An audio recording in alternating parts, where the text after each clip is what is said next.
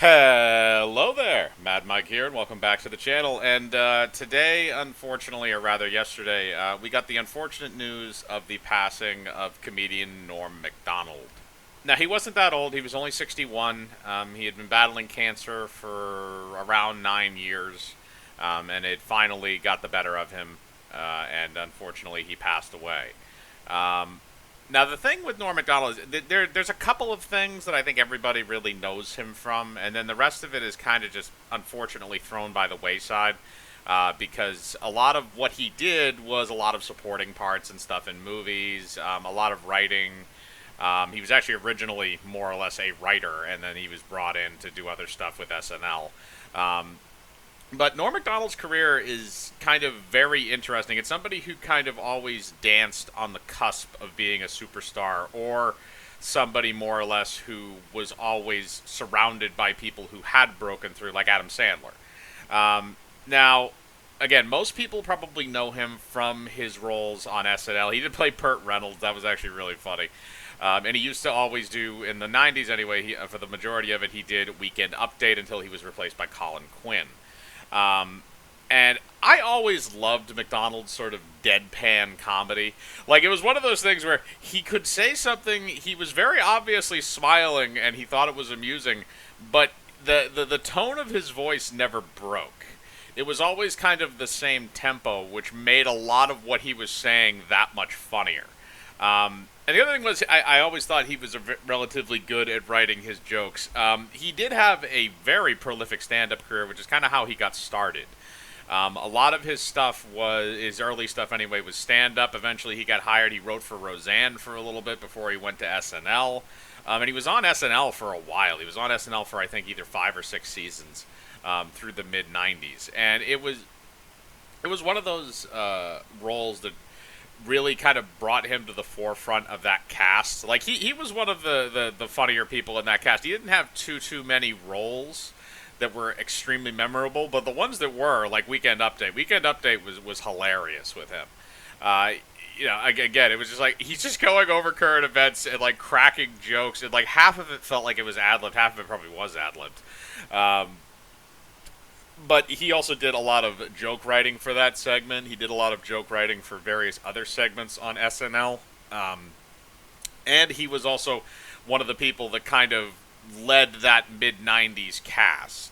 There were a lot of people that kind of had bigger breakouts. You had Chris Farley and Adam Sandler and Chris Rock and Mike Myers. That whole 90s cast of SNL was just riddled with talent.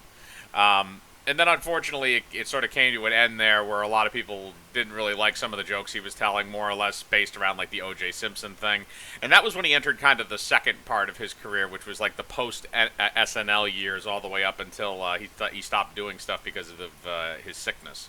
And that was really, he bounced around to a lot of different late-night shows. I'm assuming he also wrote for a lot of those as well. Letterman... I know Letterman was a big one that he was on multiple times. He did come back to host SNL once.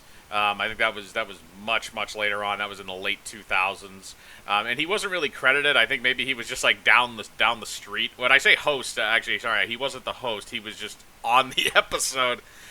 He should have probably been hosting. A lot of the times SNL will extend that to other people. Or to people that have been on the show, like, oh, do you want to come back and host? Especially if they leave on good terms. But I guess he pissed off an executive or two when he ducked out. But he didn't have that many leading film roles, unfortunately. But he was very good at playing kind of the second guy up. He was very good at kind of the snarky asshole friend who points shit out. And that's why I think I really like one of his only starring roles, and that was Dirty Work. And Dirty Work came out in 1998. It was around the time that he left SNL and had some bad blood with some of those executives. And the movie, unfortunately, didn't do too well at the box office, even though he was getting picked up for stuff afterwards. The way that he kind of did that movie, where it's the idea of, like, he knows exactly what he's good at. He's good at being an asshole. So what does he do? He makes a movie where the main characters make money off being assholes. Because the whole premise of Dirty Work is people that it's a company that is hired to take revenge on other people. Um, and it's one of the most it's an extremely good premise for a film, even though the execution is a little bit all over the place. You also had again a lot of SNL alumni in that. Artie Lang, who was on that show at the time, and Chris Farley in his final film role, which the film was in the end dedicated to him, because unfortunately he passed, I believe, before the film actually premiered. Um, but it again, it was one of those things where it was a very, very funny movie with a good premise. Um, and the other thing is, he basically kind of just bounced around the television circuit after that, because his film career he never really broke through when it came to the big screen, like Adam Sandler or Chris Farley or some of the other big comedians that came out of SNL. He always kind of stayed on the television side.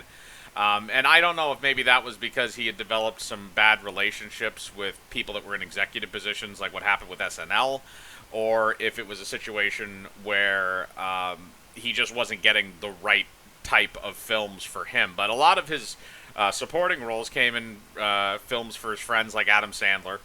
And really that kind of just, that was a majority of those film roles going on, was just, bit roles and stuff with him and Rob Schneider. Again, all those guys seem to have been really good friends. He also had several shows that he started writing. Norm Macdonald has a show, which, I mean, maybe you should have come up with a better title for that. But again, it was kind of one of those type of things where the people were giving him money to make shows, and he just said, "Fuck it, I'm just going to make whatever I want." And that was kind of the great thing about him, is he was one of those people that truly did not give a fuck. He was one of those people that he didn't care what people thought of him. He told his jokes. If you didn't think it was funny, that was your problem. That's kind of how comedy should be, in a lot of cases. And it is sad that he has left us this early. Again, he was only 61. So some of the best stuff from comedians comes out when they get older and stuff like that. He also was in Dave Chappelle and a couple of things. Again, he was a big stand-up guy. So that was one of those things that, he was in touch with all these different people that did stand-up. Bob Saget, who directed his premiere film, Dirty Work.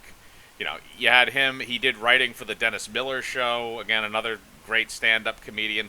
There's a whole slew of people that Norm Macdonald just became friends with. And that's kind of the way the Hollywood system, at least it used to work anyway, was that you knew people. You got in the industry and you started to know people and you developed reports with people.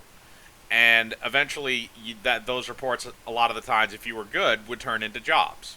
It still is that way to some extent. But at the same time, Norm Macdonald just kind of lived in that zone where, like, hey, we're doing a movie. Call Norm up. Let's see if he wants to be in it.